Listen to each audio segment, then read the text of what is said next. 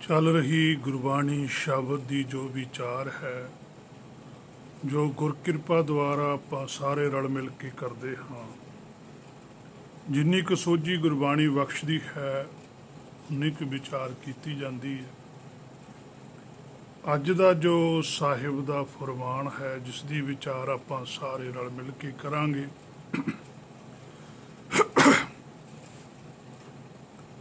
ਪਾਤਸ਼ਾਹ ਕਹਿੰਦੇ, ਗਿਆਨ ਖੰਡ ਮਹਿ ਗਿਆਨ ਪ੍ਰਚੰਡ।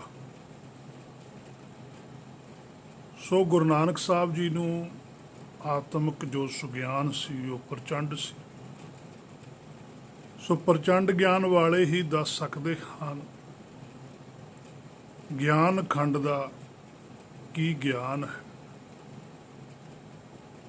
ਅਸੀਂ ਸਾਰਿਆਂ ਨੇ ਸੁਣ ਕੇ ਮੰਨਣਾ ਹੈ, ਗਿਣਤੀਆਂ ਨਹੀਂ ਕਰਨੀਆਂ ਕੇਤਿਆਂ ਦੀਆਂ। ਪ੍ਰਚੰਡ ਗਿਆਨ ਹੋਏ ਤੇ ਆਪ ਹੀ ਉਸ ਦਿਸ਼ਾ ਵਿੱਚ ਜਾਣਾ ਹੈ। ਜਿਵੇਂ ਗੁਰਬਾਣੀ 'ਚ ਬਚਨ ਹੈ ਪਾਤਸ਼ਾਹ ਦਾ, ਜੈਸਾ ਸਤਿਗੁਰ ਸੁਣੀਂਦਾ ਤੈਸੋ ਹੀ ਮੈਂ ਡੀਠ, ਵਿਛੜਿਆ ਮੇਲੇ ਪ੍ਰਭੂ ਹਰ ਦਰਗਹਿ ਕਾਬਾ ਸੀਠ। ਸੋ ਜਿਵੇਂ ਸੁਣਿਆ ਸੀ ਮੰਨ ਵੀ ਲਿਆ, ਤੇ ਜਿਹਨੇ ਮੰਨ ਵੀ ਲਿਆ ਤੇ ਪਹੁੰਚ ਵੀ ਗਿਆ, ਵੇਖ ਵੀ ਲਿਆ। ਸੋ ਸਤਿਗੁਰ ਗਿਆਨ ਹੀ ਹੈ। ਗੁਰਬਾਣੀ ਦੇ ਅੰਦਰ ਜਿਹੜਾ ਸਤਿਗੁਰ ਸ਼ਬਦ ਆਇਆ ਉਹ ਕਿਸੇ ਵਿਅਕਤੀ ਪ੍ਰਤੀ ਨਹੀਂ ਆਇਆ, ਉਸ ਵਿਅਕਤੀ ਵੱਲੋਂ ਦਿੱਤੀ ਗਈ ਜਿਹੜੀ ਸੋਝੀ ਹੈ ਉਸ ਨੂੰ ਸਤਿਗੁਰ ਆਖਦੇ ਹੈ।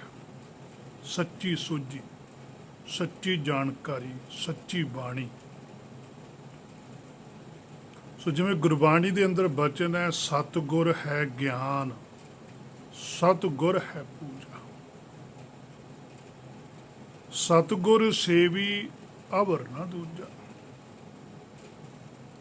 ਕਿ ਜਿਹੜਾ ਸਤਿਗੁਰ ਹੈ, ਪਾਤਸ਼ਾਹ ਕਹਿੰਦੇ ਅਸਲ ਵਿੱਚ ਉਹ ਗਿਆਨ ਹੀ ਹੈ। ਗਿਆਨ ਦੀ ਹੋਈ ਪੂਜਾ ਹੈ। ਗਿਆਨ ਦੀ ਪੂਜਾ ਕਰਨ ਵਾਲਾ ਵੀ ਗਿਆਨੀ ਹੈ। ਸੋ ਸੱਚ ਦੇ ਗਿਆਨ ਤੋਂ ਬਿਨਾਂ ਪਾਤਸ਼ਾਹ ਕਹਿੰਦੇ ਸੇਵੀ ਅਵਰ ਨਾ ਦੂਜਾ, ਭਾਵ ਕਿ ਦੂਜਾ ਮਾਇਆ। ਮਾਇਆ ਦਾ ਗਿਆਨ ਸਿਰਫ ਸੀਮਤ ਲੈਣਾ ਕਿ ਬਾਹਰਲੇ ਸਰੀਰ ਵਾਸਤੇ। ਅਸੀਮ ਗਿਆਨ ਲੈਣਾ ਹੈ ਆਤਮਾ ਬਾਰੇ, ਕਿਉਂਕਿ ਆਤਮਾ ਵੀ ਅਸੀਮ ਹੈ, ਸੀਮਾ ਤੋਂ ਰਹਿਤ ਹੈ, ਸਦਾ ਰਹਿਣ ਵਾਲੀ ਹੈ। ਸੋ ਆਪ ਵੀ ਵੇਖ ਲਿਆ ਤਾਂ ਹੀ ਬਿਸਮਾਦ ਹੈ, ਆਨੰਦ ਹੈ। ਸੋ ਗਿਆਨ ਦੀਆਂ ਦੋ ਸਟੇਜਾਂ ਪਾਰ ਨੇ ਇੱਥੇ ਤੱਕ। ਮਾਇਆ ਦੇ 3 ਗੁਣ ਨੇ, ਸੰਸਾਰ ਲਈ, ਸੱਚਖੰਡ ਲਈ 3 ਔਗਣ ਨੇ, ਰਜੋ ਤਮੋ ਤੇ ਸਤੋ। ਹਰ ਇੱਕ ਜੀਵ ਦੇ ਅੰਦਰ ਹੀ ਘਟਦੇ ਹਨ। 4 ਖੰਡ ਉਹੀ ਹਨ, ਜਿਵੇਂ 4 ਪਦਾਰਥ ਹਨ, 4 ਯੁੱਗ ਹਨ, 4 ਲਾਵਾਂ ਹਨ, 4 ਸ੍ਰੀ ਕਬੀਰ ਸਾਹਿਬ ਜੀ ਦੇ ਸ਼ਲੋਕ ਹਨ। ਸਾਰਿਆਂ ਦੇ ਵਿੱਚ ਇੱਕੋ ਹੀ ਗੱਲ ਹੈ। ਗਿਆਨ ਦੇ 4 ਖੰਡ ਹਨ, ਸੋ 5 ਨਹੀਂ। 6 ਚੱਕਰ ਮੰਨਦੇ ਹਨ ਕਈ, ਕੋਈ ਸਰੀਰ ਦੇ ਅੰਦਰ ਮੰਨਦਾ ਹੈ। ਸੋ ਗੁਰਬਾਣੀ ਇਹਨਾਂ ਗੱਲਾਂ ਨੂੰ ਸਵੀਕਾਰ ਨਹੀਂ ਕਰਦੀ। ਗੁਰਬਾਣੀ ਸਰੀਰ ਦੇ 6 ਚੱਕਰਾਂ ਨੂੰ ਨਹੀਂ ਮੰਨਦੀ। ਆਤਮਾ ਜਿਹੜੇ 6 ਚੱਕਰਾਂ ਨਾਲ ਜੁੜੀ ਹੋਈ ਹੈ ਉਹਨਾਂ ਨੂੰ ਗੁਰਬਾਣੀ ਜ਼ਰੂਰ ਮੰਨਦੀ ਹੈ। ਜਿਹੜੇ ਸਰੀਰ ਦੇ 6 ਚੱਕਰ ਸਨਾਤਨ ਮਤ ਵਾ ਜੋਗੀ ਮੰਨਦੇ ਆ, ਉਹ ਹੋਰ ਨੇ। ਗੁਰਮਤ ਦੇ 6 ਚੱਕਰ ਹੋਰ ਨੇ। ਸੋ ਗੁਰਬਾਣੀ ਦੇ 6 ਚੱਕਰ ਕਿਹੜੇ ਹੈ? ਗੁਰਬਾਣੀ ਆਖਦੀ ਹੈ 2 ਅੱਖਾਂ ਨੇ, 2 ਕੰਨ ਨੇ, 2 ਨਾਸਕਾਂ ਦੇ ਛਿਦਰ ਨੇ, ਜਿਹਦਾ ਰਾਹੀਂ ਸੁਰਤ ਬਾਹਰ ਜਾਂਦੀ ਹੈ। ਸੋ ਇਹਨਾਂ ਚੱਕਰਾਂ ਰਾਹੀਂ ਸੁਰਤ ਕੰਮ ਕਰਦੀ ਹੈ। ਇਹ ਹੁਣ ਅਸੀਂ ਚੱਕਰ ਸ਼ੁੱਧ ਨਹੀਂ ਕਰਨੇ, ਸੁਰਤ ਸ਼ੁੱਧ ਕਰਨੀ ਹੈ। ਹੁਣ ਅਸੀਂ ਅੱਖਾਂ ਰਾਹੀਂ ਬਾਹਰ ਸੁਰਤ ਮਾਇਆ ਵੇਖਦੀ ਹੈ, ਫਿਰ ਅਸੀਂ ਸੱਚ ਦੇਖਣਾ ਹੈ। ਹੁਣ ਕੰਨਾਂ ਰਾਹੀਂ ਗੰਧਣ ਬੈਣ ਸੁਣਦੀ ਹੈ, ਫਿਰ ਅਸੀਂ ਸੱਚ ਸੁਣਨਾ ਹੈ। ਹੁਣ ਨਾਸਕਾ ਰਾਹੀਂ ਸੁਗੰਧੀ ਲੈਤੀ ਹੈ, ਰਸ ਲੈਂਦੀ ਹੈ, ਫਿਰ ਅਸੀਂ ਰਸ ਲੈਣਾ ਨਾਮ ਦਾ, ਗਿਆਨ ਦਾ। ਗਿਆਨ ਵੀ ਇੱਕ ਰਸ ਹੈ। ਇਹ ਵੀ ਸੁੰਘਿਆ ਜਾਂਦਾ ਹੈ, ਇਹਦੀ ਵੀ ਵਾਸ਼ਨਾ ਹੈ। ਪਰ ਜਿਨ੍ਹਾਂ ਨੂੰ ਇਹ ਆਉਂਦੀ ਹੈ ਤਾਂ ਉਹੀ ਜਾਣਦੇ। ਤਾਂ ਉਹੀ ਗੱਲ ਹੈ, ਕਹੋ ਕਬੀਰ ਗੂੰਗੇ ਗੁੜ ਖਾਇਆ, ਪੁੱਛੇ ਤਾਂ ਕਿਆ ਕਹੀ ਹੈ।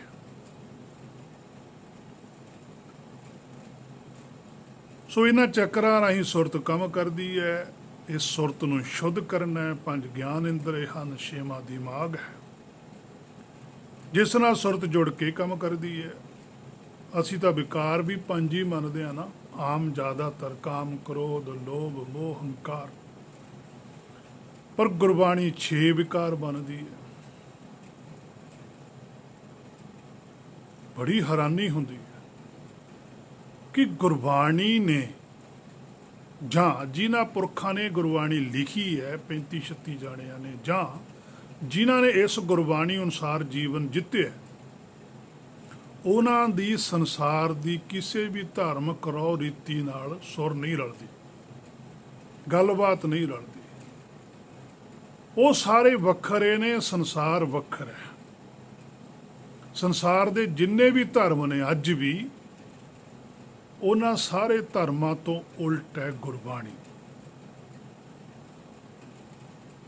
ਔਰ ਉਹਨਾਂ ਤੋਂ ਉਲਟ ਗੁਰਬਾਣੀ ਹੈ, ਉਹ ਗੁਰਬਾਣੀ ਤੋਂ ਉਲਟ ਨੇ। ਅੱਜ ਸਿੱਖ ਮੱਤ ਦੇ ਅੰਦਰ ਵੀ ਇਹ ਵਿਖਰੇਵਾਂ ਹੈ।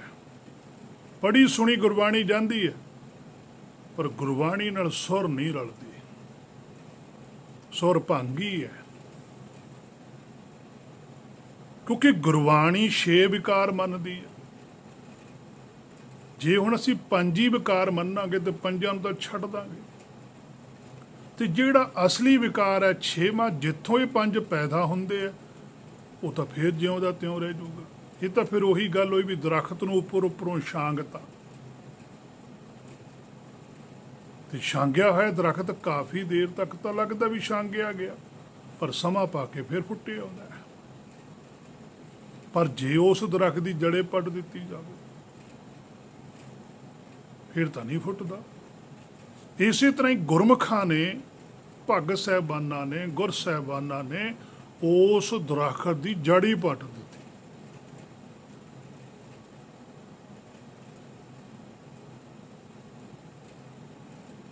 ਉਹ ਮੂਲ ਹੀ ਖਤਮ ਕਰ ਦਿੱਤਾ, ਤੇ ਫਿਰ ਫੁੱਟਣਾ ਕੀ ਹੈ। ਸੋ 6 ਵਿਕਾਰ ਨੇ। ਅੱਜ ਦੇ ਸਿੱਖ ਪ੍ਰਚਾਰਕ, ਰਾਗੀ, ਸੰਤ, ਬਾਬੇ ਜਿੰਨੇ ਵੀ ਨੇ, ਉਹਨਾਂ ਸਾਰਿਆਂ ਨੂੰ ਤੁਸੀਂ ਪੁੱਛ ਕੇ ਦੇਖੋ, ਉਹ 5 ਦੀ ਉਹ ਗੱਲ ਕਰਨਗੇ, 6ਵੇਂ ਵਿਕਾਰ ਦੀ ਗੱਲ ਨਹੀਂ ਕਰਦੇ। ਸੋ ਮੇਰਾ ਵੀ ਇੱਥੇ ਵੀ ਇੱਕ ਸਵਾਲ ਹੈ, ਜਿੰਨੇ ਕੁ ਵੀਰ ਮੈਨੂੰ ਸੁਣਦੇ ਆ, ਚਾਹੇ ਬੀਬੀਆਂ ਨੇ ਚਾਹੇ ਭਰਾ ਨੇ, ਉਹ ਵੀ ਥੋੜ੍ਹਾ ਬਹੁਤਾ ਜ਼ੋਰ ਲਾਉਣ, ਸਮਝਣ ਗੁਰਬਾਣੀ ਤੋਂ, ਗੁਰਬਾਣੀ ਨੂੰ ਪੁੱਛਣ, ਸੇਵਕ ਬਣਨ ਗੁਰਬਾਣੀ ਦੇ, ਕਿ ਸਾਨੂੰ ਸੋਝੀ ਕਰਾਓ 6ਵਾਂ ਵਿਕਾਰ ਫਿਰ ਕਿਹੜਾ ਹੈ, ਜੜ ਕੀ ਹੈ। ਜਿੱਥੋਂ ਇਹ ਚੀਜ਼ ਪੈਦਾ ਹੁੰਦੀ ਹੈ ਉਹ ਕੀ ਚੀਜ਼ ਹੈ, ਉਹ 6ਵਾਂ ਲੱਭੋ। ਕਬੀਰ ਏਕ ਮਰਨ ਤੇ 2 ਮੂਏ, 2 ਮਰਨ ਤੇ 4, 4 ਮਰਨ ਤੇ 6 ਮੂਏ, 4 ਪੁਰਖ 2 ਨਾਰ। ਗੁਰਬਾਣੀ 'ਚ ਵਚਨ ਪਿਆ। ਉਹ 6ਵਾਂ ਵਿਕਾਰ ਕਿਹੜਾ ਹੈ, ਸੋ ਦੱਸੋ। ਜੇ ਕਿਸੇ ਦੇ ਅੰਦਰ ਵਾਕਈ ਚਾਹ ਹੈ ਕਿ ਮੈਂ ਆਪਣਾ ਜੀਵਨ ਜਿੱਤ ਕੇ ਜਾਣਾ, ਮੈਨੂੰ ਗੁਰਬਾਣੀ ਦੀ ਸੋਝੀ ਆਵੇ, ਮੇਰਾ ਗੁਰਬਾਣੀ ਨਾਲ ਪ੍ਰੇਮ ਵਧੇ, ਉਹ ਜ਼ਰੂਰ ਮਿਹਨਤ ਕਰਿਓ। ਬਾਕੀਆਂ ਲਈ ਕੋਈ ਕੋਸ਼ਿਸ਼ ਕਰਨ ਦੀ ਲੋੜ ਨਹੀਂ, ਕਿਉਂ ਟਾਈਮ ਖਰਾਬ ਕਰਨਾ ਹੈ। ਸੋ ਸੱਤ ਕੀ ਹੈ? ਬਾਹਰਲਾ ਸਰੀਰ ਹੈ, 7 ਧਾਤਾਂ ਦਾ ਬਣਿਆ ਹੋਇਆ ਹੈ। ਵਿਦਵਾਨ 8 ਧਾਤਾਂ ਦਾ ਕਹੀ ਜਾਂਦੇ। ਮਾਸ ਹੈ, ਵਾਲ ਹੈ, ਲਹੂ ਹੈ, ਨਾੜਾਂ ਨੇ, ਹੱਡੀਆਂ ਨੇ, ਚਰਬੀ ਹੈ, ਬੀਰਜ ਹੈ। 9 ਦੁਆਰੇ ਸਰੀਰ ਦੇ ਨੇ, 10ਵਾਂ ਗੁਪਤ ਹੈ, ਉਹੀ ਹੈ ਆਤਮਾ। ਅਸੀਂ ਗਿਆਨ ਖੰਡ ਵਿੱਚ ਗਿਆਨ ਇਕੱਠਾ ਕਰੀ ਜਾਣਾ ਹੈ, ਵਿਚਾਰ ਜਾਰੀ ਰੱਖਣੀ ਹੈ, ਕਲਾਸਾਂ ਪਾਸ ਕਰੀ ਜਾਣੀਆਂ ਹਨ। ਅਜੇ ਤਾਂ ਇਕੱਠਾ ਕੀਤਾ ਗਿਆਨ ਭਰਮ ਦੇ ਆਂਡੇ ਵਿੱਚ ਹੀ ਇਕੱਠਾ ਕੀਤਾ, ਹਜੇ ਭਰਮ ਨਹੀਂ ਗਿਆ। ਜਿਵੇਂ ਆਂਡੇ ਵਿੱਚ ਬੱਚਾ ਤਾਂ ਬਣ ਜਾਂਦਾ, ਪਰ ਉਨਾ ਚਿਰ ਨਹੀਂ ਪਤਾ ਲੱਗਦਾ ਜਿੰਨਾ ਚਿਰ ਆਂਡੇ ਨੂੰ ਭੰਨ ਕੇ ਬਾਹਰ ਨਹੀਂ ਆਉਂਦਾ। ਅੰਦਰ ਕੀ ਪਤਾ ਮਰਿਆ ਹੈ ਕਿ ਜਿਉਂਦਾ ਹੈ। ਸੋ ਇਸੇ ਤਰ੍ਹਾਂ ਇੱਧਰ ਵੀ ਹੈ। ਫਿਰ ਹੀ ਪਤਾ ਲੱਗਣਾ ਭਗਤੀ ਦਾ ਜਦੋਂ ਪਰਖ ਹੋਈ। ਭਾਵ ਭਰਮ ਤੋੜ ਕੇ ਸੱਚ ਬੋਲਦਾ ਹੈ ਮੂੰਹੋਂ ਕਿ ਨਹੀਂ। ਉਂਝ ਤਾਂ ਹਰ ਕੋਈ ਆਖੀ ਜਾਂਦਾ ਕਿ ਮੈਂ ਵੀ ਭਗਤੀ ਕਰਦਾ ਹਾਂ, ਸਾਰੇ ਆਖਦੇ ਹੈ। ਉਸ ਵੇਲੇ ਭਗਤੀ ਸ਼ਬਦ ਪ੍ਰਚਲਿਤ ਸੀ, ਹੁਣ ਕਹਿੰਦੇ ਮੈਂ ਨਿਤਨੇਮੀ ਆ, ਮੈਂ ਤਾਂ ਕਦੇ ਨਿਤਨੇਮ ਖੁੰਝਣ ਨਹੀਂ ਦਿੱਤਾ, ਮੈਂ ਤਾਂ ਅੰਮ੍ਰਿਤ ਵੇਲਾ ਛੱਡੇ ਹੀ ਨਹੀਂ ਕਦੇ, ਮੈਂ ਤਾਂ ਗੁਰਦੁਆਰਾ ਜਾਣਾ ਕਦੇ ਮਿੱਸੇ ਨਹੀਂ ਕੀਤਾ। ਹੁਣ ਇਹ ਚੀਜ਼ਾਂ ਨੇ। ਪਰ ਪਾਤਸ਼ਾਹ ਕਹਿੰਦੇ ਇਹ ਗੱਲ ਠੀਕ ਹੈ, ਪਰ ਸੱਚ ਹੈ। ਇਹ ਤਾਂ ਫਿਰ ਉਹੀ ਗੱਲ ਹੈ। ਪਾਤਸ਼ਾਹ ਕਹਿੰਦੇ ਸਭ ਕਹਤੇ ਹੈ ਪਾਇਆ, ਘਾਟ ਨਾ ਕਿਨਹੀ ਕਹਾਇਆ। ਸੋ ਖਾਦੀ ਖੁਰਾਕ ਦਾ ਤਾਂ ਭਾਈ ਅਖਾੜੇ 'ਚ ਪਤਾ ਲੱਗਦਾ ਹੈ, ਜਦੋਂ ਬਰਾਬਰ ਦੇ ਨਾਲ ਪੰਗਾ ਪੈਂਦਾ ਹੈ। ਜਦੋਂ ਛਿੰਝ ਪੈਂਦੀ ਹੈ ਉਦੋਂ ਹੀ ਪਤਾ ਲੱਗਦਾ ਵੀ ਕਿਹੜਾ ਭਲਵਾਨ ਜਿੱਤ ਗਿਆ, ਕਿਹੜਾ ਹਾਰ ਗਿਆ। ਸੋ ਜਿਹੜਾ ਭਲਵਾਨ ਹਾਰ ਜਾਂਦਾ ਹੈ ਉਹ ਭਲਵਾਨੀ ਨਹੀਂ ਛੱਡਦਾ, ਉਹ ਸਗੋਂ ਹੋਰ ਮਿਹਨਤ ਕਰਦਾ, ਸਗੋਂ ਹੋਰ ਕਸਰਤ ਕਰਦਾ, ਚੰਗੀ ਖੁਰਾਕ ਖਾਂਦਾ ਕਿ ਜਿੱਤਣਾ। ਇਸੇ ਤਰ੍ਹਾਂ ਗੁਰਮਤਿ ਦੇ ਅੰਦਰ ਹੈ। ਅਸੀਂ ਗਿਆਨ ਚਰਚਾ ਨਹੀਂ ਕਰਦੇ, ਅਸੀਂ ਵਿਚਾਰ ਨਹੀਂ ਕਿਸੇ ਨਾਲ ਕਰਦੇ, ਕਿਉਂਕਿ ਸਾਡੇ ਅੰਦਰ ਬੇਸ਼ਰਮੀ ਹੈ। ਅਸੀਂ ਸ਼ਰਮ ਕਰਦੇ ਹਾਂ ਵੀ ਬੇਸ਼ਰਮ ਹੋ ਜਾਵਾਂਗੇ, ਵੀ ਜੇ ਮੈਨੂੰ ਉਹਨੇ ਹਰਾਤਾ ਮੈਨੂੰ ਸਵਾਲ ਲੈ ਫਿਰ ਕੀ ਹੋ ਗਿਆ। ਜਦੋਂ ਅਸੀਂ ਮਾਇਆ 'ਚ ਤਰੱਕੀ ਕਰਦੇ ਹਾਂ, ਇੱਕ ਵਾਰ ਫੇਲ ਹੁੰਦੇ ਹਾਂ, ਫਿਰ ਦੁਬਾਰਾ ਫਿਰ ਕੋਸ਼ਿਸ਼ ਕਰਦੇ ਹਾਂ। ਉਧਰ ਨੂੰ ਅਸੀਂ ਪਾਸ ਹੋਣ ਲਈ ਕਿੰਨੀ ਵਾਰੀ ਕੋਸ਼ਿਸ਼ ਕਰਦੇ ਹਾਂ, ਹੇ ਮੇਰੇ ਮਨਾ ਗੁਰਬਾਣੀ ਵਾਲੇ ਪਾਸੇ ਨੂੰ ਵੀ ਆ, ਇੱਧਰ ਵੀ ਕੋਸ਼ਿਸ਼ ਕਰ, ਬਾਰ-ਬਾਰ ਸਮਝ ਗੁਰਬਾਣੀ ਦਾ। ਨਹੀਂ ਪਤਾ ਲੱਗਦਾ ਫਿਰ ਕੋਸ਼ਿਸ਼ ਕਰ, ਫਿਰ ਵਿਚਾਰ ਕਰ, ਫੇਰ ਹੀ ਪਤਾ ਲੱਗੂਗਾ ਨਾ, ਐਵੇਂ ਤਾਂ ਨਹੀਂ ਪਤਾ ਲੱਗਦਾ। ਨਹੀਂ ਤਾਂ ਫਿਰ ਹਰੇਕ ਹੀ ਬੰਦਾ ਕਹਿੰਦਾ ਮੈਂ ਤਾਂ ਨਾਮ ਜਪਦਾ। ਉਹ ਇਸੇ ਭਰਮ ਦੇ ਵਿੱਚ ਸਾਰਾ ਜੀਵਨ ਕੱਢ ਕੇ ਚਲੇ ਜਾਂਦਾ। ਜਦੋਂ ਇਹ ਸਰੀਰ ਛੁੱਟ ਜਾਂਦਾ, ਫਿਰ ਜਦੋਂ ਆਤਮਾ ਨੂੰ ਪੁੱਛੇ ਪ੍ਰਤੀਤ ਹੁੰਦੀ ਹੈ, ਫਿਰ ਉਹਦੇ ਕੋਲ ਕੁਛ ਨਹੀਂ ਹੁੰਦਾ। ਫਿਰ ਮਤ ਸ਼ਰਮਿੰਦਾ ਥੀਮ ਦੀ ਸਾਈਂ ਦੇ ਦਰਬਾਰ, ਫਿਰ ਤਾਂ ਉੱਥੇ ਸ਼ਰਮਿੰਦਗੀ ਹੈਗੀ ਹੋਏਗੀ। ਜੇ ਇੱਥੇ ਹੀ ਪੂਰਾ ਕਰਕੇ ਜਾਵੇ, ਜਿਵੇਂ ਕੋਈ ਭਲਵਾਨ ਵੀ ਘੁਲਦੇ ਆ, ਉਹ ਆਪਣੇ ਅਖਾੜੇ ਵਿੱਚ ਵੀ ਕਸਰਤ ਕਰਦੇ, ਇੱਕ ਦੂਜੇ ਨਾਲ ਘੁਲਦੇ ਆ, ਜੋਰ ਅਸ਼ਮਾਇਸ਼ ਕਰਦੇ ਆ। ਪਰ ਅੱਜ ਗੁਰਮਤਿ ਵਿੱਚ ਤਾਂ ਇਹ ਚੀਜ਼ ਹੀ ਨਹੀਂ ਰਹੀ। ਵਿਚਾਰ ਚਰਚਾ ਤਾਂ ਹੈ ਹੀ ਨਹੀਂ, ਪ੍ਰਚਾਰ ਚਰਚਾ ਹੈ। ਪ੍ਰਚਾਰ ਕਰੀ ਚਲੋ, ਇੱਕ ਬੰਦਾ ਬੋਲੀ ਜਾਂਦਾ, 100 ਸੁਣਿਆ, ਚਲੋ ਜੀ ਆਪਣੇ ਘਰਾਂ ਨੂੰ ਜਾਓ। ਉਹ ਪੈਸਿਆਂ ਦਾ ਮੱਥਾ ਟੇਕ ਜਾਂਦੇ, ਉਹ ਲੈ ਕੇ ਪੈਸੇ ਘਰ ਨੂੰ ਤੁਰ ਜਾਂਦਾ। ਸਾਲ ਬਾਅਦ ਆ ਜਾਵੇ, 2 ਸਾਲ ਬਾਅਦ ਫਿਰ ਪ੍ਰੋਗਰਾਮ ਰੱਖਿਆ ਜਾਂਦਾ, ਉਹ ਫਿਰ ਆਉਂਦਾ, ਫਿਰ ਉਹੀ ਕੁਛ। ਜਾਂ ਤਾਂ ਉਹੀ ਸਵਾਲ ਕਰੇ ਵੀ ਭਾਈ ਮੈਂ ਸਾਲ ਪਹਿਲਾਂ ਤੁਹਾਨੂੰ ਆਹ ਗੱਲ ਕਹਿ ਗਿਆ, ਦੱਸੋ ਕਿਹਨੇ ਮੰਨੀ। ਜੇ ਤੁਸੀਂ ਗੱਲੇ ਨਹੀਂ ਮੰਨਣੀ, ਪੈਸੇ ਤੋਂ ਮੈਂ ਕੀ ਕਰਾਉਣਾ। ਮੈਨੂੰ ਪੈਸਾ ਨਹੀਂ ਜ਼ਰੂਰੀ, ਤੁਹਾਡੀ ਗੱਲਬਾਤ ਜ਼ਰੂਰੀ ਹੈ। ਗੁਰਦੁਆਰਿਆਂ ਵਿੱਚ ਦੇਖਣਾ ਚਾਹੀਦਾ ਕਿ ਕਿੰਨਿਆਂ ਨੇ ਗੁਰਮਤਿ ਧਾਰਨ ਕੀਤੀ ਹੈ ਕਿ ਨਹੀਂ ਕੀਤੀ। ਬਿਲਡਿੰਗਾਂ ਨਹੀਂ ਬਣਾਉਣੀਆਂ ਚਾਹੀਦੀਆਂ, ਗੁਰਦੁਆਰਿਆਂ 'ਤੇ ਕਰੋੜਾਂ ਰੁਪਈਆ ਨਹੀਂ ਖਰਚਣਾ ਚਾਹੀਦਾ। ਕਰੋੜਾਂ ਰੁਪਈਆ ਜੇ ਸੰਗਤ ਨੇ ਦਿੱਤਾ ਤਾਂ ਸੰਗਤ 'ਤੇ ਹੀ ਖਰਚੋ। ਉਸ ਪੈਸੇ ਨਾਲ ਸੰਗਤ ਦਾ ਹੀ ਕੁਝ ਬਣਾਓ। ਜੇ ਉਹ ਤੁਹਾਨੂੰ ਦੇ ਕੇ ਜਾਂਦੇ ਆ ਤਾਂ ਉਹੀ ਪੈਸਾ ਜਿੰਨੀ ਕੁ ਲੋੜ ਹੈ ਤੁਸੀਂ ਰੱਖੋ, ਬਾਕੀ ਉਹਨਾਂ 'ਤੇ ਹੀ ਖਰਚੋ। ਉਹਨਾਂ ਨੂੰ ਵੱਧ ਤੋਂ ਵੱਧ ਗੁਰਬਾਣੀ ਦੀ ਸੋਝੀ ਦਿਵਾਓ ਕਿ ਭਾਈ ਗੁਰਬਾਣੀ ਦੇ ਅਨੁਸਾਰ ਚੱਲੋ, ਆਪਣਾ ਜੀਵਨ ਬਤੀਤ ਕਰੋ। ਗੁਰੂ ਐਂ ਕਹਿੰਦਾ, ਗੁਰੂ ਦੀ ਗੱਲ ਮੰਨਿਆ ਤੇ ਸੁੱਖ ਹੈ, ਗੁਰੂ ਨੂੰ ਮੰਨਿਆ ਤੇ ਸੁੱਖ ਨਹੀਂ ਹੈ। ਖਾਂਡ ਖਾਂਡ ਕਹਿਤ ਨਾ ਸਵਾਦ ਆਵੋ ਮਿੱਠੋ। ਖੰਡ ਖੰਡ ਕਹਿਣ ਨਾਲ ਭਾਈ ਮਿੱਠੇ ਦਾ ਸਵਾਦ ਨਹੀਂ ਆਉਣਾ। ਅਗਨ ਅਗਨ ਕਹਿਤ ਸੀਤ ਨਾ ਬਿਨਾਸ਼ ਹੈ। ਅੱਗ ਅੱਗ ਕਹਿਣ ਨਾਲ ਠੰਡ ਦੂਰ ਨਹੀਂ ਹੋਣੀ ਭਾਈ। ਅਸੀਂ ਪਰ ਮੰਨਦੇ ਜ਼ਰੂਰ ਹੈ ਇੱਧਰ ਵੀ, ਹਾਂ ਜੀ ਇਸ ਤਰ੍ਹਾਂ ਤਾਂ ਨਹੀਂ ਹੁੰਦਾ। ਪਰ ਜਦੋਂ ਧਰਮ ਦੀ ਗੱਲ ਆਉਂਦੀ ਹੈ, ਫਿਰ ਕਹਿੰਦੇ ਨਹੀਂ ਜੀ ਇਸ ਤਰ੍ਹਾਂ ਕਰਨ ਨਾਲ ਬਹੁਤ ਕੁਝ ਹੋ ਜਾਂਦਾ ਹੈ। ਸੋ ਪਾਤਸ਼ਾਹ ਕਹਿੰਦੇ ਸਾਹਮਣੇ ਆਓ, ਜਿਵੇਂ ਸ੍ਰੀ ਕਬੀਰ ਸਾਹਿਬ ਜੀ ਕਹਿੰਦੇ ਆ, ਜਦੋਂ ਆਏ ਮੈਦਾਨ 'ਚ ਤਾਂ ਸਾਰੇ ਬ੍ਰਾਹਮਣ ਪਾਂਡੇ ਘਰਾਂ ਵਿੱਚ ਬਿਠਾ ਦਿੱਤੇ ਸੀ ਕਬੀਰ ਸਾਹਿਬ ਨੇ। ਉਹਨਾਂ ਦੇ ਆਤਮਿਕ ਬਲ ਦੀ ਸਾਰੇ ਪਾਸੇ ਧੁੰਮ ਸੀ।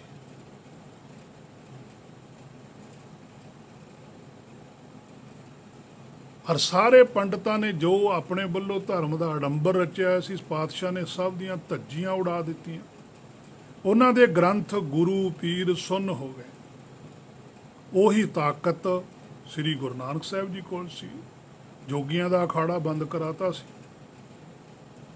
ਕੰਬਦੇ ਸੀ ਜੋਗੀ। ਕਾਜੀ ਮੁਲਤਾਨ ਦੇ ਸਭ ਤੋਂ ਵੱਧ ਵਿਦਿਆ ਦੇ ਮਾਹਰ ਸਨ। ਕਾਜੀ ਮੁੱਲਾ ਗੁਰੂ ਨਾਨਕ ਸਾਹਿਬ ਦੇ ਇੱਕ ਵੀ ਸਵਾਲ ਦਾ ਜਵਾਬ ਨਹੀਂ ਸੀ ਦੇ ਸਕੇ। ਉਹਨਾਂ ਦੇ ਸਾਰੇ ਸਵਾਲਾਂ ਦੇ ਜਵਾਬ ਗੁਰੂ ਨਾਨਕ ਸਾਹਿਬ ਨੇ ਖਿੜੇ ਮੱਥੇ ਦਿੱਤੇ, ਪ੍ਰਸੰਨ ਹੋ ਕੇ ਦਿੱਤੇ। ਤਾਂ ਫਿਰ ਸੱਚਖੰਡ ਚੋਂ ਫਰਮਾਨ ਆਇਆ ਸੀ ਕਿ ਹਰ ਕਾ ਭਗਤ ਪ੍ਰਗਟ ਨਹਿ ਛਪੈ, ਗੁਰ ਦਿੱਤੀ ਥਾਪੀ ਕੰਡ ਜੀਓ। ਫਿਰ ਪਰਮੇਸ਼ਰ ਨੇ ਕਿਹਾ ਵੀ ਬੋਲ। ਫਿਰ ਮੈਦਾਨ 'ਚ ਗੱਜਦੇ ਸੀ ਪਾਤਸ਼ਾਹ। ਐਵੇਂ ਨਹੀਂ ਸੰਸਾਰ ਦੇ ਧਰਮਾਂ ਨੂੰ ਝੂਠਾ ਕਹਿ ਦਿੱਤਾ। ਜੇ ਝੂਠੇ ਸੀ ਤਾਂ ਹੀ ਆਖੇ।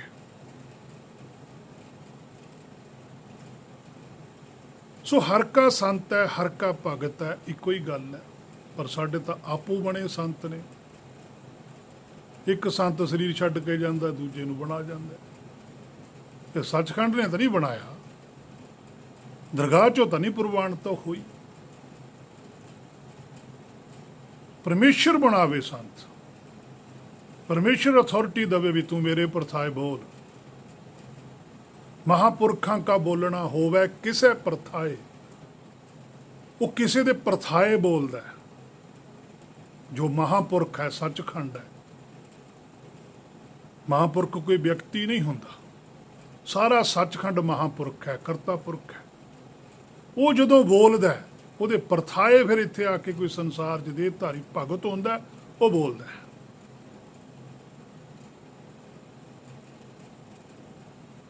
ਸੋ ਚਾਹੇ ਹਰ ਕਾ ਸੰਤ ਹੈ, ਚਾਹੇ ਹਰ ਕਾ ਭਗਤ ਹੈ, ਇਹ ਸ਼ਬਦੀ ਭੇਦ ਹੈ। ਉਹ ਨਹੀਂ ਲੁਕਦੇ, ਉਹ ਨਾ ਚੁੱਪ ਕਰਦੇ। ਕਿਉਂ ਨਹੀਂ ਚੁੱਪ ਕਰਦੇ?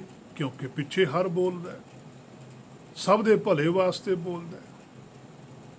ਸੋ ਅਸੰਖ ਮੂਰਖਾਂ ਨੂੰ, ਅੰਧ ਘੋਰਾਂ ਨੂੰ, ਅਸੰਖ ਚੋਰਾਂ ਨੂੰ, ਹਰਾਮ ਖੋਰਾਂ ਨੂੰ ਪਾਤਸ਼ਾਹ ਕਹਿੰਦੇ ਸੱਚ ਬੁਰਾ ਲੱਗਦਾ ਹੈ ਕਿ ਇਹ ਸੱਚ ਬੋਲਦਾ ਕਿਉਂ ਹੈ।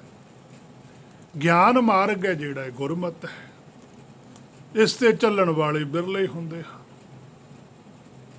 ਕਿਉਂਕਿ ਇਹ ਰਸਤਾ ਵੀ ਕਿਸੇ ਕਿਸੇ ਨੂੰ ਦਿਸਦਾ ਹੈ। ਸੋ ਭਗਤੀ ਪ੍ਰਵਾਨ ਹੈ, ਅਸਲੀ ਨਾਮ ਹੈ, ਖਰਾ ਹੈ। ਗੱਲ ਸਾਰੀ ਗਿਆਨ ਵਿੱਚ ਹੈ। ਪ੍ਰਚੰਡ ਗਿਆਨ ਦੀ ਰੌਸ਼ਨੀ ਵਿੱਚ ਆਤਮਾ ਦਾ ਦਰਸ਼ਨ ਹੋ ਜਾਂਦਾ ਹੈ, ਸੋਝੀ ਹੋ ਜਾਂਦੀ ਹੈ। ਪਤਾ ਲੱਗ ਜਾਂਦਾ ਹੈ ਕਿ ਪ੍ਰਭ ਕੋਈ ਹੋਰ ਨਹੀਂ। ਜੋ ਗਿਆਨ ਪਹਿਲਾਂ ਆਤਮ ਉਪਦੇਸ਼ ਸੀ, ਪ੍ਰਚੰਡ ਹੋ ਕੇ ਗਿਆਨ ਗੁਰੂ ਬਣ ਜਾਂਦਾ ਹੈ। ਉਹੀ ਆਤਮ ਦਰਸ਼ਨ ਕਰਵਾਉਂਦਾ ਹੈ।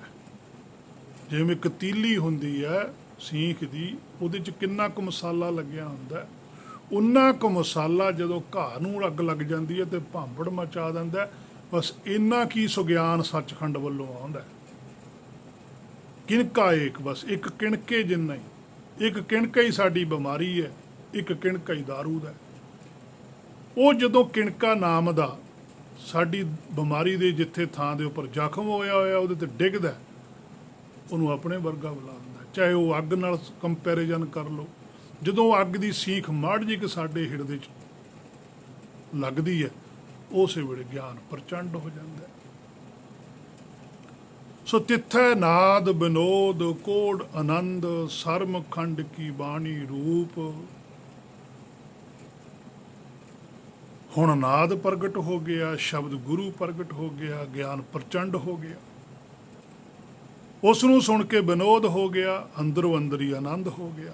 ਉਹੀ ਆਨੰਦ ਹੈ, ਕੋੜ ਆਨੰਦ ਭਾਵ ਪਰਮ ਆਨੰਦ ਬਣ ਜਾਂਦਾ। ਹੁਣ ਜੋ ਬਾਹਰੋਂ ਖੁਸ਼ੀ ਹੁੰਦੀ ਹੈ ਜਾਂ ਮਿਲਦੀ ਹੈ, ਉਸ ਨੂੰ ਗੁਰਬਾਣੀ ਆਨੰਦ ਨਹੀਂ ਮੰਨਦੀ, ਅਲਪ ਸੁੱਖ ਆਖਦੀ ਹੈ। ਨਾਦ ਹੈ ਧੁਰ ਕੀ ਬਾਣੀ, ਸਿੱਧਾ ਸੁਣ ਰਿਹਾ ਹੁਣ। ਨਾਦ ਹੈ ਹੁਕਮ। ਇਹ ਜਿਹੜਾ ਹੁਕਮ ਹੈ, ਇਹ ਜਿਹੜਾ ਨਾਮ ਹੈ, ਇਹ ਜਿਹੜਾ ਨਾਦ ਹੈ, ਇਹ ਬਿਨਾਂ ਕੰਨਾਂ ਦੇ ਸੁਣਨ ਵਾਲਾ ਹੈ। ਇਹ ਤੀਜਾ ਪਦਾਰਥ ਹੈ, ਭਾਵ ਗਿਆਨ ਦਾ ਤੀਜਾ ਪੜਾਅ ਹੈ। ਤੁਰਕੀ ਬਾਣੀ ਆਈ ਤਿਨੀ ਸਗਲੀ ਚਿੰਤ ਮਟਾਈ। ਇਸ ਤੋਂ ਬਾਅਦ ਵਾਲਾ ਜਿਹੜਾ ਜਨਮ ਹੈ ਤੁਮਾਰੇ ਲੇਖੇ ਹੈ। ਫਿਰ ਉਹ ਭਗਤ ਕਹਿੰਦਾ, ਜਿਉਂ ਤੂੰ ਚਲਾਵ ਹੈ ਤਿਉਂ ਚਲੈ, ਮੁਖ ਅੰਮ੍ਰਿਤ ਨਾਉ। ਹੁਣ ਉਸਦੇ ਕਹੇ ਵਿੱਚ ਹੈ ਸਰਮਖੰਡ ਕੀ ਬਾਣੀ ਰੂਪ। ਫਿਰ ਜਿਹੜਾ ਹੁੰਦਾ ਉਸ ਤੋਂ ਬਾਅਦ ਅੱਗੇ ਕੀ ਹੁੰਦਾ? ਪਾਤਸ਼ਾਹ ਕਹਿੰਦੇ ਇੱਥੇ ਆ ਕੇ ਰੂਪ ਹੈ ਜਿਹੜਾ ਉਹ ਨਿਖਰਦਾ। ਪਹਿਲਾਂ ਕਰੂਪ ਸੀ, ਮੈਲ ਹੀ ਨਿਕਲੀ ਸੀ, ਬਸ ਹੁਣ ਅਸਲੀ ਸਰੂਪ ਸਾਹਮਣੇ ਆ ਗਿਆ। ਸਰਮਖੰਡ ਹੁੰਦਾ, ਇਹ ਸੇਵਾ ਇੱਥੇ ਆ ਕੇ ਹੁੰਦੀ ਹੈ। ਸੁਆਮੀ ਦੇ ਕਹੇ ਵਿੱਚ ਚੱਲ ਰਿਹਾ। ਪਹਿਲਾਂ ਹੁਕਮ ਵਿੱਚ ਪ੍ਰਵਾਨ ਸੀ, ਪਰ ਹੁਣ ਸੁਣ ਕੇ ਆਪ ਹੁਕਮ ਕਰ ਰਿਹਾ, ਆਗਿਆਕਾਰੀ ਹੈ। ਪਰਮੇਸ਼ਰ ਜੀ ਜੋ ਗਿਆਨ ਆਪਣੇ ਤਰੀਕੇ ਨਾਲ ਦੇ ਰਿਹਾ, ਇਹ ਹੁਣ ਬੋਲ ਕੇ ਦੱਸ ਰਿਹਾ। ਰਾਜੇ ਰਾਮ ਦੀ ਕਹਾਣੀ ਹੈ, ਦੱਸਣੀ ਹੈ, ਉਹ ਦੱਸ ਰਿਹਾ। ਸਭ ਦੇ ਭੁਲੇਖੇ ਦੂਰ ਕਰ ਰਿਹਾ, ਜੀਵਨ ਦਾ ਅਸਲੀ ਮਨੋਰਥ ਦੱਸ ਰਿਹਾ ਕਿ ਕੀ ਹੈ। ਪਰਮੇਸ਼ਰ ਆਪਣੀ ਗੱਲ ਸਿੱਧੀ ਨਹੀਂ ਦੱਸ ਸਕਦਾ। ਪਰਮੇਸ਼ਰ ਦਾ ਕੰਮ ਕਰਨਾ ਹੀ ਸਰਮਖੰਡ ਹੈ। ਹੁਣ ਉਸ ਦੇ ਪਰਥਾਏ ਆਪ ਬੋਲਦਾ ਭਗਤ। ਆਪਣਾ ਕਾਰਜ ਤਾਂ ਸਵਾਰ ਲਿਆ ਭਗਤ ਨੇ, ਹੁਣ ਪਰਮੇਸ਼ਰ ਲਈ ਹੈ ਜੀਵਨ। ਕਿਸੇ ਦੀ ਖਾਤਰ ਨਹੀਂ ਕਰ ਰਿਹਾ, ਸਭ ਜੀਵ ਉਹਦੇ ਨੇ, ਇਸੇ ਨੂੰ ਚਾਕਰੀ ਕਿਹਾ। ਸੋ ਸਰਮਖੰਡ ਵਿੱਚ ਇਹ ਕੁਛ ਸਾਡੇ ਨਾਲ ਘਟਨਾ ਘਟੂਗੀ ਜਦੋਂ ਸਾਡੀ ਸੁਰਤ ਸਰਮਖੰਡ ਨੂੰ ਧਾਰਨ ਕਰੂਗੀ। ਸੋ ਅੱਜ ਦੇ ਧਾਰਮਿਕ ਆਗੂ ਤਾਂ ਛੇਤੀ ਮਿਲਦੇ ਵੀ ਨਹੀਂ, ਫਿਰ ਚਾਕਰ ਕਾਹਦੇ ਹੋਏ, ਦਾਸ ਕਾਹਦੇ ਹੋਏ। ਦਾਸ ਤਾਂ ਨਿਮਾਣਾ ਹੁੰਦਾ ਮਾਲਕ ਨੂੰ ਮਿਲਾਉਣ ਲਈ। ਪਰ ਹੈਰਾਨੀ ਦੀ ਗੱਲ ਇਹ ਹੈ ਕਿ ਦਾਸ ਵੀ ਕਹਾਉਂਦੇ ਹਨ ਅਤੇ ਮਾਲਕ ਵੀ। ਤੋ ਦਾਸ ਤਾਂ ਹੁਣ ਭਾਈ ਨੌਕਰ ਹੁੰਦਾ। ਅਸਲ ਵਿੱਚ ਇਹਨਾਂ ਨੂੰ ਦਾਸ ਸ਼ਬਦ ਦਾ ਦਰਗਾਹੀ ਭਾਵ ਨਹੀਂ ਪਤਾ ਕਿ ਸੱਚਖੰਡ ਦਾਸ ਕਿਹਨੂੰ ਮੰਨਦਾ। ਤਾਂ ਹੀ ਤਾਂ ਫਿਰ ਇਹ ਆਪਣੇ ਆਪ ਨੂੰ ਦਾਸ ਵੀ ਕਹਾਉਂਦੇ ਆ, ਬਾਹਰੀ ਤੌਰ ਤੇ ਅੰਦਰੋਂ ਫੀਲਿੰਗ ਮਾਲਕ ਵਾਲੀ ਲੈਂਦੇ। ਸੋ ਗੁਰਬਾਣੀ ਹਰ ਵੇਲੇ ਸਰਦਲ ਤੇ ਖੜਾ ਰੱਖਦੀ ਹੈ ਦਾਸ ਨੂੰ। ਤੇ ਕਿਸੇ ਵੇਲੇ ਵੀ ਆਓ, ਕੋਈ ਮਰਜ਼ੀ ਆਓ, ਕੋਈ ਮਰਜ਼ੀ ਸਵਾਲ ਪੁੱਛੋ, ਸਦਾ ਮਾਲਕ ਦੀ ਸੋਝੀ ਬਖਸ਼ਦਾ ਦਾਸ, ਕਿ ਜਿੰਨਾ ਚਿਰ ਮਾਲਕ ਨਾ ਮਿਲ ਜਾਵੇ। ਹਰ ਹੀਲੇ ਖਿਆਲ ਰੱਖਦੀ ਹੈ। ਚਾਕਰ ਕੋਲ ਕਿਹੜਾ ਉਹਦੀ ਵਸਤੂ ਹੈ ਕਿ ਜੋ ਵੰਡੇ ਤੇ ਮੁੱਕ ਜਾਊ।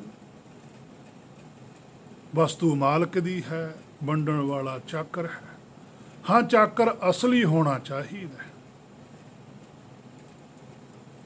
ਅਸਲੀ ਚਾਕਰ ਉਹੀ ਹੈ ਜਿਹੜਾ ਹਰ ਵੇਲੇ ਮਾਲਕ ਦੀ ਹਜ਼ੂਰੀ ਵਿੱਚ ਰਹੇ।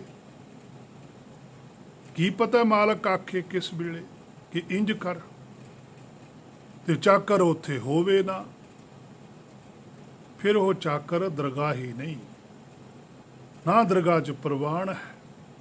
ਇੱਥੇ ਜੋ ਮਰਜ਼ੀ ਬਣਿਆ ਫਿਰੇ, ਕੋਈ ਫਰਕ ਨਹੀਂ ਪੈਂਦਾ। ਇਸੇ ਕਰਕੇ ਪਾਤਸ਼ਾਹ ਨੇ ਗੁਰਬਾਣੀ 'ਚ ਬਚਨ ਲਿਖਿਆ, ਚਾਕਰ ਲੱਗੈ ਚਾਕਰੀ ਜੇ ਚੱਲੈ ਖਸਮੇ ਪਾਏ। ਜੇ ਉਹਨੂੰ ਚੰਗਾ ਲੱਗਦਾ ਹੋਵੇ ਫਿਰ ਚਾਕਰ ਨਹੀਂ। ਚਾਕਰ ਵੇੜ ਤਾਂ ਹਰ ਵੇਲੇ ਤਿਆਰ ਰਹਿੰਦਾ ਹੈ ਕਿ ਕੋਈ ਆਵੇ ਮੇਰੇ ਤੋਂ ਪੁੱਛੇ, ਗੁਰਬਾਣੀ ਦੀ ਗੱਲ ਮੇਰੇ ਨਾਲ ਕਰੇ। ਉਹਨੂੰ ਚਾਹ ਚੜ੍ਹ ਜਾਂਦਾ ਹੈ ਜਦੋਂ ਕਿਸੇ ਚਾਕਰ ਨਾਲ ਕੋਈ ਜਾ ਕੇ ਮਾਲਕ ਦੀ ਗੱਲ ਕਰਦਾ। ਮਾਲਕ ਦੀ ਦਿੱਤੀ ਹੋਈ ਵਸਤੂ ਨੂੰ ਉਹ ਵੰਡਦਾ, ਉਹ ਲੁਕਾਉਂਦਾ ਨਹੀਂ ਹੈ। ਸਾਡੇ ਤਾਂ ਕਹਿ ਦਿੰਦੇ ਆ ਵੀ ਦੱਸਣਾ ਨਹੀਂ ਚਾਹੀਦਾ, ਜੇ ਤੁਸੀਂ ਦੱਸੋਗੇ ਤੁਹਾਡਾ ਕੁਛ ਘਟ ਜੂਗਾ। ਪਤਾ ਨਹੀਂ ਕੈਸਾ ਕਿਸਾ ਭਰਮ ਪਾਉਂਦੇ, ਜਦ ਕਿ ਗੁਰਬਾਣੀ ਤਾਂ ਕਹਿੰਦੀ ਆ ਖਾਵੋ ਖਰਚੋ ਰਲ ਮਿਲ ਭਾਈ, ਤੋਟ ਨਾ ਆਵੇ ਵੱਧ ਹੋ ਜਾਈ। ਉਹ ਕਹਿੰਦੇ ਖਰਚੋ। ਪਾਣੀ ਹਮੇਸ਼ਾ ਚੱਲਦਾ ਹੀ ਚੰਗਾ ਲੱਗਦਾ, ਜੇ ਖੜ ਜਾਵੇ ਤਾਂ ਮੁਸਕ ਮਾਰ ਲੱਗ ਜਾਂਦਾ। ਇਸੇ ਤਰ੍ਹਾਂ ਗੁਰਮਤ ਦੀ ਜਿਹੜੀ ਵਿਚਾਰ ਆ, ਜਦੋਂ ਅਸੀਂ ਚੱਲਦੀ ਕਰਾਂਗੇ, ਕਿਸੇ ਨਾਲ ਆਦਾਨ ਪ੍ਰਦਾਨ ਕਰਾਂਗੇ, ਕਿਸੇ ਤੋਂ ਸੁਣਾਂਗੇ, ਕਿਸੇ ਨੂੰ ਕਹਾਂਗੇ, ਉਹਦੇ ਵਿੱਚੋਂ ਤੱਤ ਨਿਕਲਦੇ ਚਲੇ ਜਾਂਦੇ ਆ ਤੇ ਸੋਝੀ ਆਉਂਦੀ ਚਲੇ ਜਾਂਦੀ ਹੈ। ਸੋ ਪਾਤਸ਼ਾਹ ਕਹਿੰਦੇ ਤਿੱਥੈ ਨਾਦ ਬਨੋਦ ਕੋਡ ਆਨੰਦ।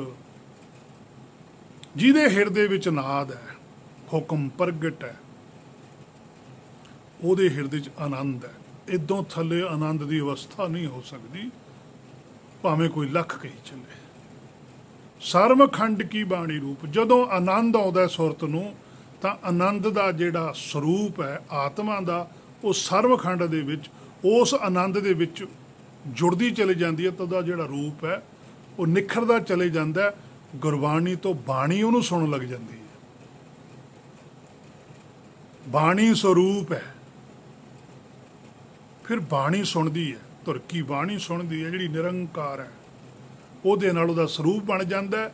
ਜਦੋਂ ਫਿਰ ਉਹਦੇ ਕੋਲ ਕੋਈ ਆ ਕੇ ਸੋਝੀ ਲੈਣ ਲੱਗਦਾ, ਉਹ ਉਹਨੂੰ ਗੁਰਬਾਣੀ ਬਣਾ ਕੇ ਦਿੰਦਾ। ਗੁਰਬਾਣੀ ਨੂੰ ਕੋਈ ਸੁਣਦਾ, ਜਿਵੇਂ ਜਿਵੇਂ ਮਨ ਸੁਣੀ ਜਾਂਦਾ, ਮਨ ਸ਼ੁੱਧ ਹੁੰਦਾ ਚਲੇ ਜਾਂਦਾ, ਉਹਦਾ ਰੂਪ ਨਿਖਰਦਾ ਚਲੇ ਜਾਂਦਾ। ਇੱਕ ਦਿਨ ਫਿਰ ਉਸੇ ਨੂੰ ਵੀ ਬਾਣੀ ਸੁਣਨ ਲੱਗ ਜਾਂਦੀ ਹੈ, ਉਹਦਾ ਵੀ ਸੁੰਦਰ ਸਰੂਪ ਬਣ ਜਾਂਦਾ। ਇਸੇ ਨੂੰ ਗੁਰਬਾਣੀ 'ਚ ਪਾਤਸ਼ਾਹ ਨੇ ਆਖਿਆ, ਸੁੰਦਰ ਪੁਰਖ ਵਿਰਾਜਤ ਪੇਖ ਮਨ ਬੰਚਲਾ। ਇੱਥੋਂ ਤੱਕ ਕਿ ਅੱਜ ਦੇ ਬਚਨ ਦੀ ਵਿਚਾਰ ਕੀਤੀ ਜੋ ਗੁਰਕਿਰਪਾ ਦੁਆਰਾ। ਅਗਲਾ ਜੋ ਸਾਹਿਬ ਦਾ ਬਚਨ ਹੈ, ਫਰਮਾਨ ਹੈ, ਉਸ ਦੀ ਵਿਚਾਰ ਜੇ ਗੁਰ ਨੇ ਚਾਹਿਆ ਫਿਰ ਕੀਤੀ ਜਾਵੇਗੀ। ਹੋਈਆਂ ਬੇਅੰਤ ਭੁੱਲਾਂ ਦੀ ਖਿਮਾ। ਵਾਹਿਗੁਰੂ ਜੀ ਕਾ ਖਾਲਸਾ, ਵਾਹਿਗੁਰੂ ਜੀ ਕੀ ਫਤਿਹ।